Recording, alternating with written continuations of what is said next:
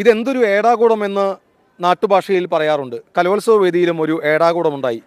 വെറുതെ കുറ്റപ്പെടുത്തി പറഞ്ഞതല്ല, ശരിക്കുമുള്ള ഏടാകൂടം തന്നെയാണ്. ആറങ്ങോട്ടുകര സ്വദേശി ഉണ്ണിയാണ് ഏടാകൂടവുമായി കലോത്സവ വേദിയിലെത്തിയത്.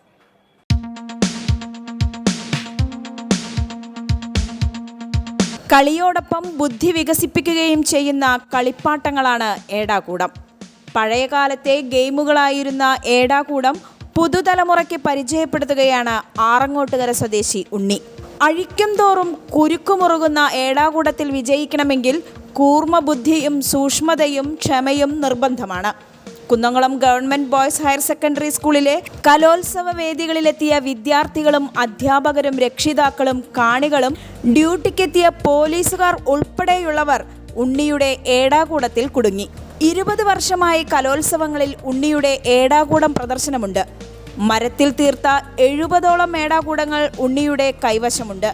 നേരം പോക്കിനൊപ്പം വിജ്ഞാനവും നൽകുന്ന ഏടാകൂടം കുട്ടികളുടെ ബുദ്ധിവികാസത്തിന് ഗുണകരമാണെന്നാണ് ഉണ്ണിയുടെ അഭിപ്രായം. സ്കൂൾവേദിയിൽ കൊണ്ടുവരാൻ കാരണം ടീച്ചേഴ്സ് കുട്ടികൾക്കൊക്കെ ബ്രെയിനായിട്ട് മൊബൈലിലെ കളി കുറയ്ക്കുന്നതിനൊക്കെ സംബന്ധിച്ച് താല്പര്യമൊക്കെ മേടിച്ചു കൊണ്ടുപോകും.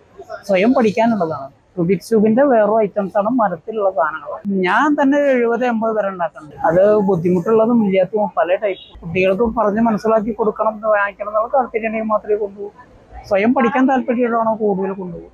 അപ്പോഴാണ് നമ്മുടെ മെമ്മറി മേള വർക്ക് ചെയ്യുന്നത്. ഒരാൾക്ക് കാണിച്ചു കൊടുക്കൽ പെട്ടെന്ന് നടക്കില്ല. സ്വയം പഠിക്കാനുള്ളതാണ്. അപ്പോഴല്ലേ പഠിക്കുള്ളൂ.